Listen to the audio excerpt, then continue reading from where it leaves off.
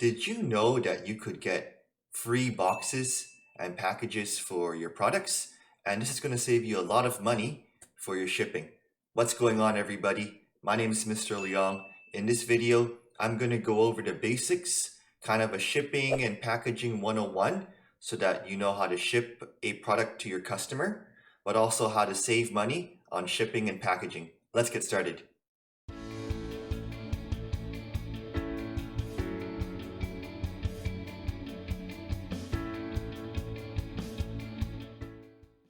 All right, thanks for tuning in. And if you haven't done so already, I would appreciate it if you consider subscribing to the channel for some more content.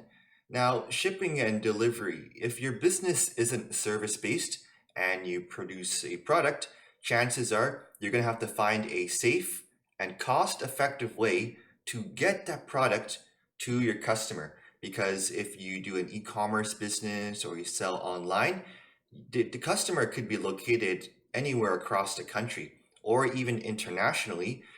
That's going to increase your shipping costs a lot. How you manage your shipping can affect your customer's perception of the business. If it takes too long to ship, or maybe the product is damaged, that's going to affect the brand equity and their image of the business. So customers don't want to wait long, but you can't compromise quality. You can't just cheap out on packaging and the product is damaged when it gets to the customer. So they have high expectations, and it's up to you to see if you can meet them. There are other things that could happen if your product isn't delivered properly, such as bad reviews online, dissatisfaction, reduced loyalty, and also your costs go up because if you do a late delivery, or maybe the product never gets to the customer, or the product is damaged, you have to find a way to compensate them, and that's going to eat into your profits.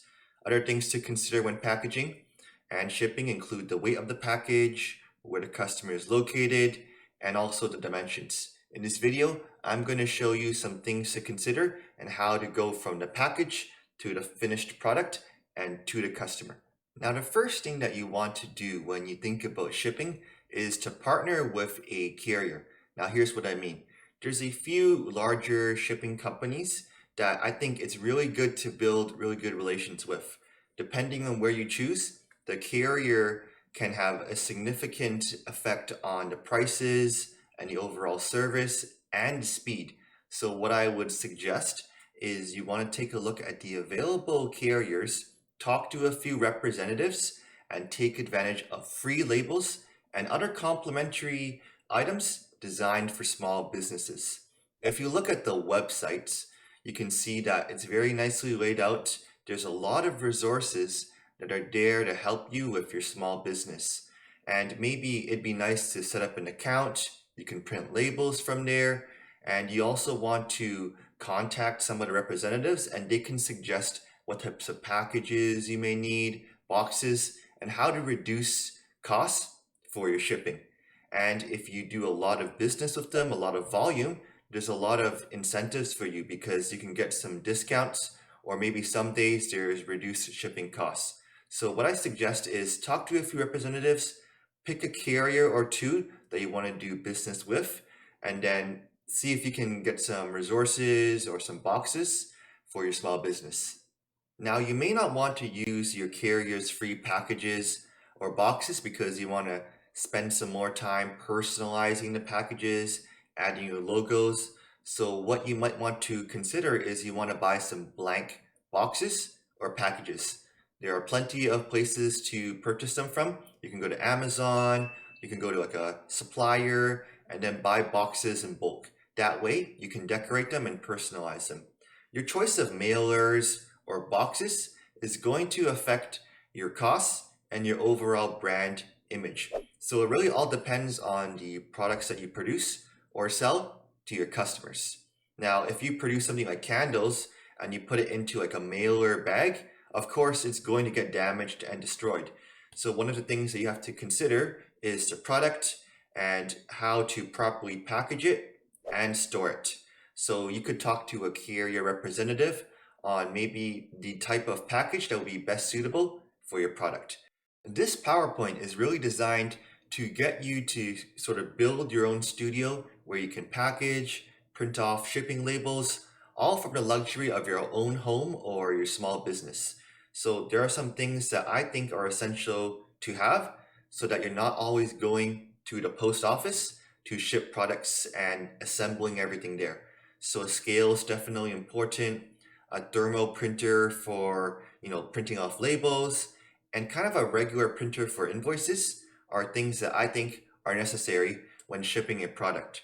There are also some other supplies that you could need, such as filler paper, rulers, and packing peanuts. So these are designed so that when you have the package, you can prepare everything, assemble it, and then ship it to your customer. But definitely a scale and thermal printer are some things that are kind of necessities. And I'm going to put some links in the description of kind of places where you can get these items. So equipment and supplies are definitely going to be important when preparing your package. Now that you have everything that you need to ship the products to your customers, you're going to have to create a shipping policy or pricing policy for your business. In most cases, there are a few choices that you have because shipping is an added cost. So now you have to think about whether you want to pay for the shipping, the customer pays for it, or kind of in between. Definitely free shipping is an incentive for customers to buy from you. In fact, if you probably see free shipping on like Nike or Adidas, you're definitely more interested in buying. So free shipping is not necessarily free because even though the customer doesn't pay for it, you have to pay for it, and it definitely decreases your profits. So free shipping or delivery is kind of a promotional thing. If you want to do it for your business throughout the year, totally up to you, but just keep in mind that it does decrease your profits. And you could also get the customer to pay for the shipping. That's also an option for you, and it definitely increases the purchasing price for the product. Or you could slightly increase the price a little bit, which covers some of the cost of the shipping. In fact, some small businesses will just say free shipping, but then completely embed it in the price of a product, which is why you see some places advertise free shipping, but the product costs like $60 or $70 for a hoodie. So these are some things to think about when creating a shipping pricing policy for your business. It's pretty easy to set up the pricing for shipping for your business. You could just simply add it as part of your website or bill it to your customer as part of the invoice. And then you'll probably see the product prices, shipping, and then the total amount. Now, there's a variety of ways to charge customers for shipping. My advice and something to consider is a flat rate shipping. One fixed price for shipping because the others are a little bit more complicated to calculate, like the price-based rates, weight-based rates. So you could just do a flat rate and that could work for your shipping. Because if in hindsight, one box, two hoodies, three hoodies, four hoodies, five hoodies, one package could probably fit anywhere between these units. So the difference between 2 to 4 units doesn't really make much of an impact on the shipping cost. So that's why a lot of former employees that work for postal companies may suggest a flat rate. Price-based rates are kind of like under a certain amount shipping is this price, or over a set amount shipping is a little bit cheaper, because this is more of an incentive to encourage customers to buy more. So that's why maybe you see $25, it's $5 shipping, and above $25, it's free shipping. Or you could do weight-based rates. I haven't really seen this a lot. So these are some things to consider for your small business. Now, you definitely want to put some care and attention to putting the package together. So you have your order from the customer, you have the products that they purchased. You want to assemble it nicely. You can add packing peanuts, straw to ensure that the product does not get damaged, but the presentation is definitely going to be very important. It's kind of like, you order a meal at a restaurant and it comes to you. That first impression is so important. So if you package it and bundle it nicely, you add things like the invoice with the items crossed off, business cards, and even a thank you note, this goes a long way to building a good brand impression and image. Not too many people get a handwritten thank you note or card, so putting all of these things in a package, maybe even a product price list, can go a long way to making the products look very nice when it gets to the customer. So this is all about putting the package together nicely, assembling it, and throwing in some things such as like the invoice, card, thank you note, and maybe even some freebies. Maybe you produce like candles or some other products like that, and you throw in a few, like a free sample. That could also be an option for you too, but you want to personalize it and make it unique for your small business. So once everything's set up, now it's time for you to think about printing out the shipping labels, because now that you have an order from the customer, you have their destination address to ship the product to, and shipping labels are things that you have to buy. So you have all the information ready, you have the products that you want to ship to them, and their order, everything's prepared. You have to buy the shipping label. So you have to box all the package, then you want to weigh it, have all the information ready, and then buy the shipping label. Now it's pretty easy to buy shipping labels. If you've partnered with a carrier, you can actually go online to the account to buy the shipping label. Or if you have an online website through like Etsy or Shopify, it's very easy to buy shipping labels. You can also compare the costs between the carriers to figure out which shipper is providing it at the lowest cost. So the shipping labels are kind of like stamps where you have the full package ready and then you stick it on using your thermal printer like a sticker. And this is going to provide all the information that the shipper needs to get the product to the customer. Now, there's a significant difference in pricing between like regular mail and envelopes and parcels, like packages.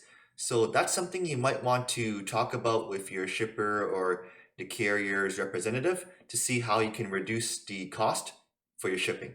So printing out the shipping labels is the next thing to do. When you have all the information ready, it's pretty straightforward to buy a shipping label. Then once it's ready, you can print it off using the thermal printer, stick it onto your package, and then it's ready to go out to the customer. Now, it's very important for your small business that you have a shipping policy. It's nice to give your customers an indication of how long products are expected to get to the customer, like the normal processing time, but there's definitely going to be some things that you can't control, such as delays, maybe the product gets lost. So your shipping policy is going to dictate what to do in case these things happen. Maybe there are returns or exchanges. So your shipping policy has to really indicate what to do in case some of these things happen. And there are some templates that you can use for your website or your small business, and maybe you can kind of change it up a little bit depending on the products that you produce for your customers. Now, there are some things that you need to consider when you do international shipping, namely customs and duties, and there are some whole back and forth in terms of paperwork. Because let's say sometimes you ship a product internationally, what can happen is there's a custom or a duty. So when the product gets to the customer, they have to pay a little bit of money. I'll tell you a little bit of a story. So I used to work at a summer camp, and at my summer camp, I purchased some lanyards, but not from a business that is in the country that I currently reside. So I'm in Canada, and if you purchase a lanyard from the US and then you get it shipped to Canada, you have to pay like a duty. So I ended up paying like $50 or $60 on top of the lanyards that I purchased. And there are a few reasons that countries will do this. One is namely competition, because the Canadian government obviously would like to encourage purchases from Canadian businesses. So a duty is designed to kind of level the playing field a little bit. But this is something to note in your shipping policy, is that your customer may have to pay a custom or a duty. Because if you don't warn them ahead of time, they're going to be quite astonished or upset because the product gets to them and then you have to pay another fee on top of the products that they've already purchased. So these are some things that you have to note and consider for your shipping policy. I hope this video helped with kind of getting started about shipping and packaging and some things to consider. I think as you get more comfortable, confident with more orders, you're going to be more successful in reducing the shipping costs and packaging, and you'll have the knowledge of what to do. But this video was kind of designed just to get you thinking and started about shipping for your small business. I hope it helped, and if you enjoyed this video, I would appreciate it if you drop a like in the video and a comment if you have any questions. But I hope you enjoyed this video, and I hope to see you in some future videos that I produce for the Starter Kit. Thanks for tuning in, and I will see you later, alright? Have a good day.